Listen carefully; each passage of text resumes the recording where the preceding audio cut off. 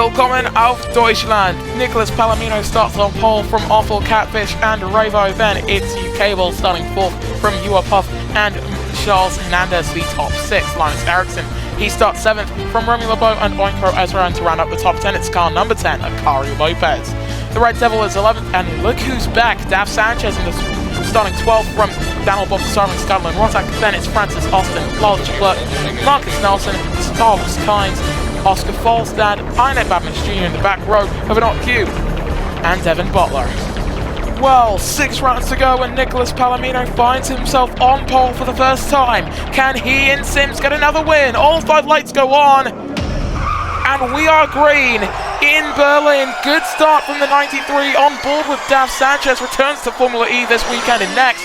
But Catfish actually getting a brilliant run going through turn 1 alongside with the Spaniard heading down into turn 2. And Catfish, look at that, into the lead. Hernandez up into P5 but with a time penalty going alongside with Puff, who gets back in front. Palomino's not done with Catfish yet, heading down into turn number 4.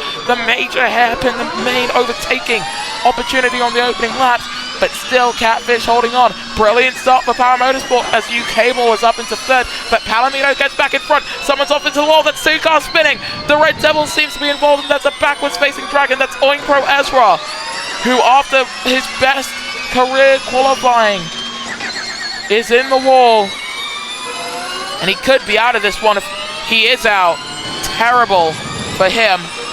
Caution comes out on the opening lap, and the Red Devil with a lot of damage. I think that might have broken up the pack a little bit. And for Dav Sanchez, well, he didn't expect to be driving in Formula E this season. I'm pretty sure Hyperdrive were happy with his championship in Champ Car, but after Campo's incident last time out, the team decided to field a relief driver for the next 2 rounds. And Sanchez doing a great job up into P10 for the newest ERL Series champion, driving the 76 instead of his iconic number 72. I think we can call that iconic now. Puff up into P5. And Catfish, he's going for the lead through 4 holes to the inside, and he's going to hold on to the race lead, but is that exit good enough? Not quite. Palomino using his attack charge to move back up into the race lead. This is going to be a long duel over the lead in these terrible wet conditions. But the ERL 02s, they actually handle quite well in the wets.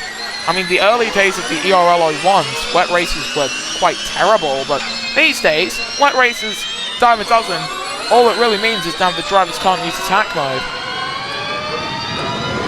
And yeah, they go slower, but that's half because of the limiters that we have. A lot of faster laps being punched in dry, we would usually see about a sub 1 minute lap time, and in fact, if it stays wet, we could see that all race long. But we definitely hope it does dry up at some point. Here's Revo in the 7, side by side with Cable as Palomino and Catfish going side by side through 4. Catfish to the lead, Revo to P3. But once again, these two still side by side. Palomino reclaims the race lead, but Revo holds on to P3. For his title challenge, Bogdasarov being outside of the points is actually perfect for him. There have been rumors circling that Hyperdrive Racing were planning to just bring in Sanchez into their Formula E team anyway. However, that doesn't mean that they could put Campo into the Champ Car squad, because he's already got that contract with Power Motorsport, so it's unknown how that would work out. And of course, with Casper LeBeau moving into Champ Car with what's currently known as Mantbay Racing, but could easily be renamed by the time the new season comes around. In comes the Red Devil. Now, of course, this is just to fix that front wing and also to serve that 5-second time penalty, but these guys hoping that it goes dry soon. There goes Catfish, up into the lead once more. And this time, Palomino doesn't have the run he needs to get back fast immediately. Can he go to the outside? He can't. But Falstad behind tried to make a lunge on Devin Butler. Hasn't worked for him. We've got yellows in Sector 2. That's Uapuff. Front wing damage for another Panasonic Jaguar. And while for the second race in a row, it seems like Red Bull Sims could actually have a brilliant result on their hands, it looks like Panasonic Jaguar are about to have a double non-point score. But it has dried up. Track's dry now. The leaders have gone past pit lane. Who's going to be the first into the pits? I don't think, Rotak is first in. Following him in is Inocu. These two, the only men coming in. Now, it's very interesting to see because the track is still somewhat wet. There goes Catfish up into the lead. But now, as U-Cable moves back up into P3, what are the teams going to think? Here comes the 89 on the 93 side by side, and it's a 1-2 for Power Motorsport. Brilliant stuff from the British team here in Germany, trying to deny the home favourites, the British-German team, of course. And Volstad, another time penalty, and once again a collision with Butler. U-Cable with the fastest second section of anyone. The Red Devils come in and effectively relinquished all hopes of scoring points in this race by pitting that early. But yes, in they come. They're going to have to double stack at power. That is going to kill U-Cable's race. Hard tires going on for the man who leads the point standings. Good stop for DS Hyperdrive, but they've had to cross over with Dragon Racing. Didn't take too long, thankfully. Catfish goes onto the hard. That's a good stop, and that will keep him into the lead. Palomino moves up into second, Revo up into P3, U-Cable comes out of the pits in fifth, but Linus Eriksson comes out on the softs. Very interesting to see that happen. Bogdasarov is going to funnel out in seventh, and Remy LeBeau's gained a lot of positions in the pits. He's up into P6. So that's a major advantage for the Frenchman. But Bogdasarov's now up into the points. Where is Staff Sanchez going to funnel out? He's funneled out in 17th. From 10th to 17th, he lost 7 positions in the pits. And Catfish is now looking as if he can run away with this and once again deny Nicolas Palomino of his first Formula E race win. And for Nico, I have to say this, as a rookie, he's going to have to be quite proud of some of the things he's done so far this season. I mean, last time out, the countless fight backs through the field to get that podium in Manila. That was fantastic. He deserves a win. But now it's just, can he get into that opportunity? Because so far, it just hasn't seemed like that was going to happen. 9 laps to go from Germany. And Eriksson on the tail end of this fight for the podium positions here on board we are with the 28 car. And Palomino's actually getting away from Revo. Here comes the 28, side by side through turn 4. And Linus Eriksson to the podium positions in front of Revo. And Revo now looking for the opening, gets alongside, has to try and hold it around the outside of Palomino as well. I think he's going to go for second here. Can he go for second is the question. They're going side by side through the final sector. Last real opportunity to make the passes coming up for these two. And is it going to work out for them? No, it's not going to work out for Revo. There was the attack mode protection point. Revo's just punched in a 1 minute dead, 0.216. Attack mode online, heading down the straight into turn 2. Side by side they go. Can they catch up to the leader, Catfish?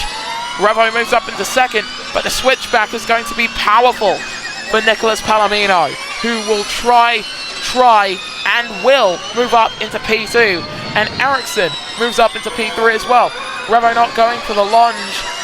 Smart move. Akari Lopez then, side by side. Flying through the field is that 10 car. Up into P6 for Akari. A lot of weaving for Linus Eriksson at half race distance on these soft compound tyres. They're 2 laps old. It's Palomino now trying to chase after awful Catfish. Just taking a look at their mini sector times here. Think that quite possibly Palomino could actually be the faster car so far. There's an Inocu with a track limits warning. 42% after 3 laps. Could be an issue for tyres for some of these drivers after just 3 laps on the softs, quite possibly, I'm not too sure. In comes Lars Leclerc. So Leclerc comes in this early with Hernandez for company. Medium tyres going on. Very interesting to see. Palomino to the lead. Nicholas Palomino back up into the race lead. That was an audacious lunge for the position, and Catfish just comes back, claps back and says, "You still got a lot to learn, kid." So Catfish back up into the race lead in front of Nicholas Palomino and Linus Eriksson. Revo is 4th, but the top 4 separated by 2 seconds. That's roughly about half a second between each driver. So, as the Red Devils come into the pits, we could see some of the top brass come into the pits as well. I think Eriksson could come in, and Eriksson does come in. Those soft tyres reaching the end of their usable lifespan.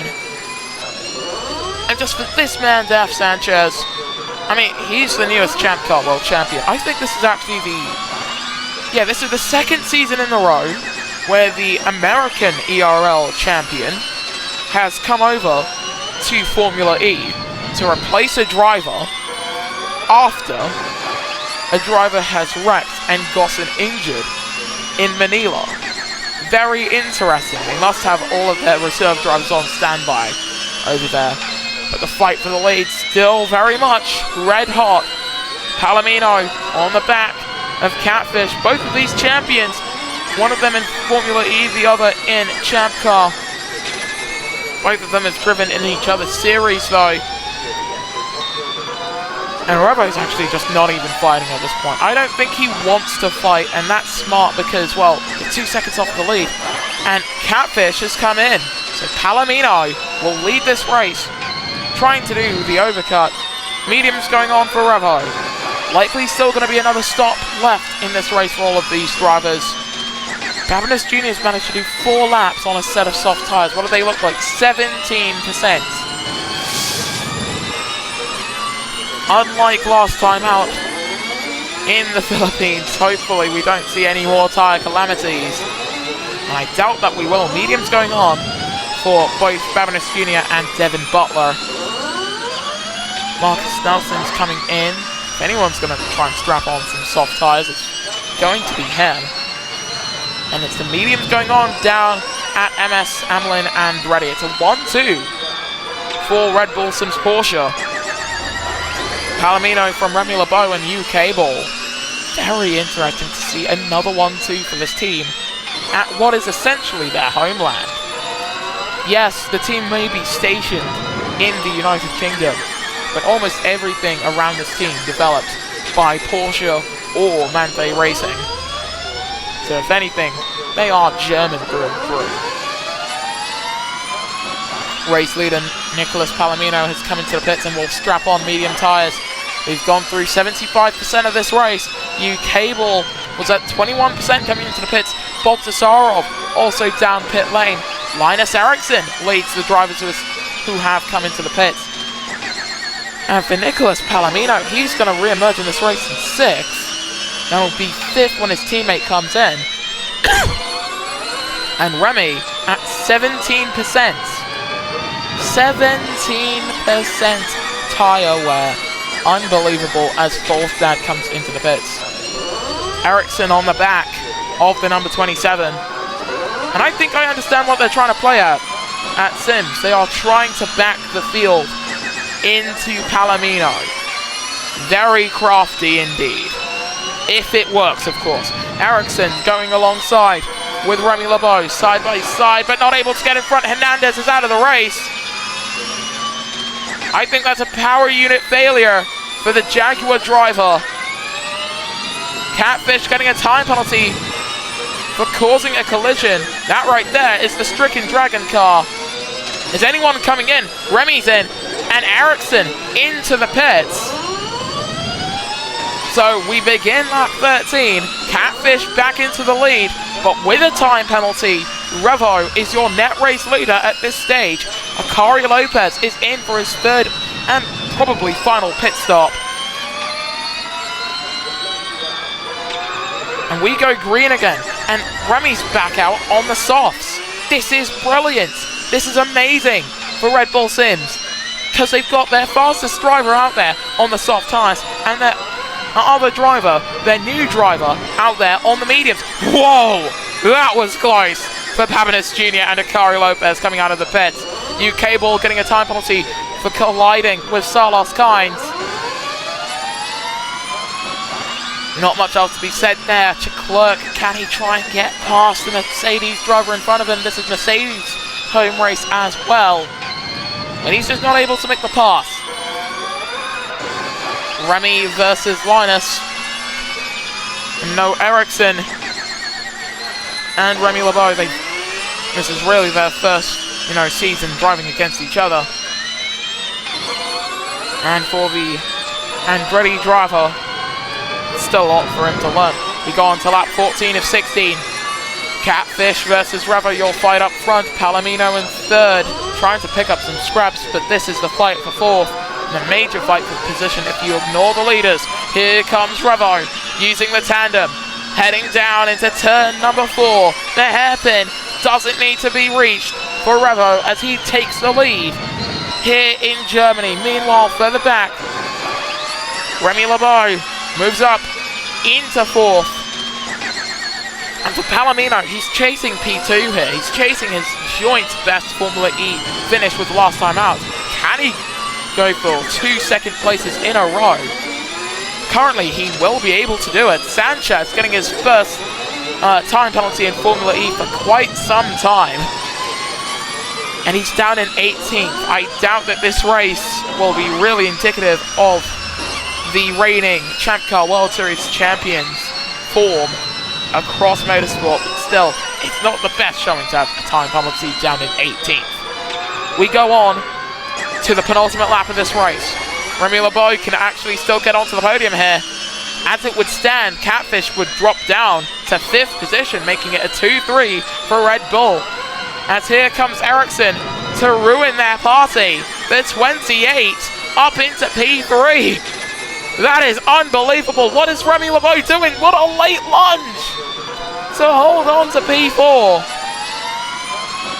And they're closing it up to the back of Catfish as well. Revo isn't breaking away from the pack in the way that we know him to. That is actually quite the kicker here, because you'd expect him to break away quite fast, but no. And Palomino's dropping off the back. He's dropping off of the back of his own teammate. We've got the grey clouds from the start of this race returning. You are off with a time penalty as the 2 Mercedes drivers collide. Not a major collision though. We go on to the final lap of this race. From 3rd on the grid, Revo leads from Catfish, who started in 2nd, and Linus Ericsson, the pole sitter, is down in 5th. He will be promoted to 4th at this rate, but he needs his teammate to try something different. But that's not where we're going to be looking. Here comes Catfish. It's not for the lead for him. It's for the glory of saying that he came first at all. He leads 17% for the top 2. They've got no grip at all. Anything could happen in these closing stages of this race. And a lot of weaving for awful Catfish. Revo, can he go for it? Going through the final sector. This could be very close indeed at the line. Remy's back up into P3. Can he go for a win? I would not be shocked. The rain is back. The rain returns as the leaders come through the final corner. Catfish will take victory at the line. But who's going to do it? Revo wins here in Germany as the rain falls and drivers with full car punctures. That's who are popping. Salos Kynes, Gassel and Rossack as well. The rain falls as the tyres blow for 2 drivers in this league. Revo taking another victory this season. Remy LeBeau looked as if he could have gone for it, and Falstad, 5-second time penalty for causing a collision. Somehow we didn't have a yellow. Oh! Big hit for the Red Devil there.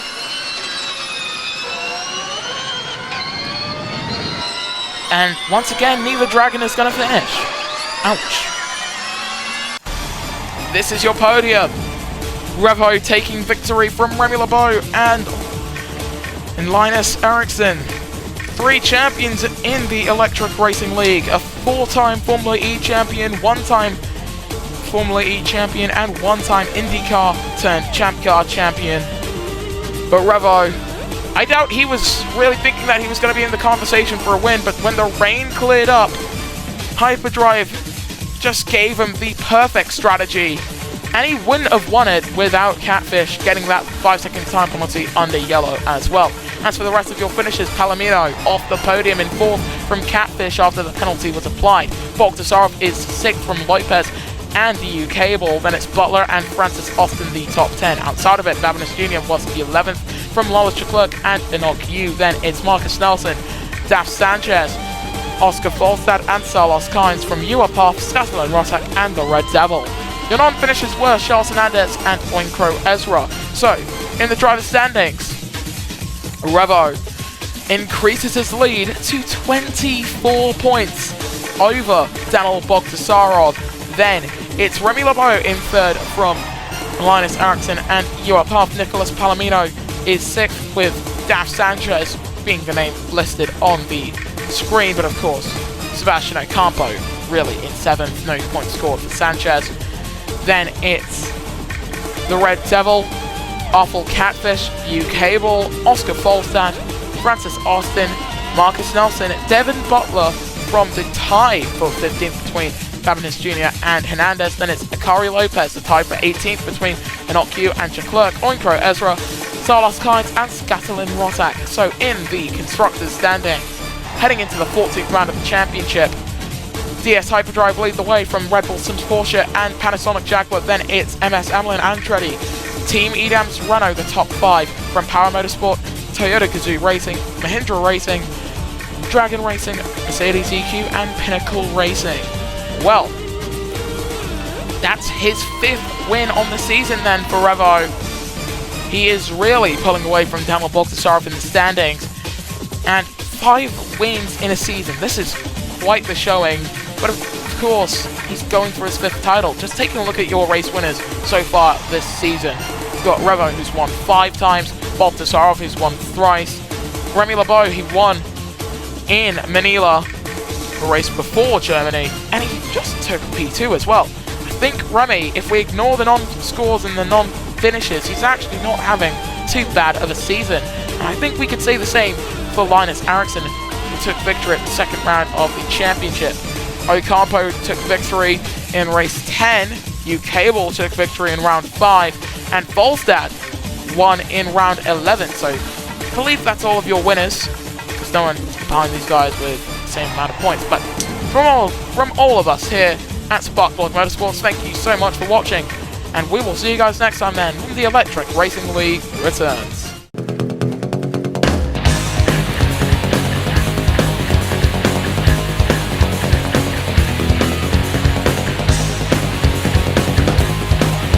Sparkplug Motorsports thanks you for watching this presentation of the Electric Racing League.